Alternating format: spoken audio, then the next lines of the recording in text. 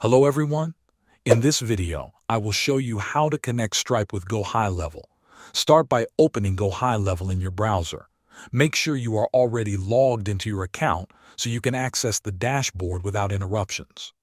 Once you are inside, look at the menu on the left side of the screen. Scroll down until you find the option labeled Payments.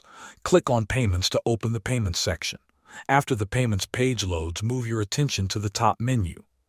You will see several tabs available there. Find the tab called Integrations and click on it. This will take you to a page where different payment integrations are listed. Now look through the available options until you find Stripe. When you see the Stripe integration, click on the button that says Connect with Stripe. This action will open a new window or redirect you to the Stripe login page.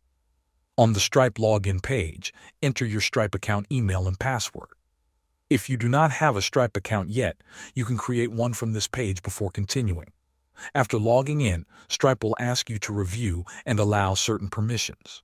These permissions let GoHighLevel connect with your Stripe account so payments can be processed smoothly. Carefully read the permissions, then click to allow access. Once you approve, the system will redirect you back to GoHighLevel. Your Stripe account should now be successfully connected. Thanks for watching.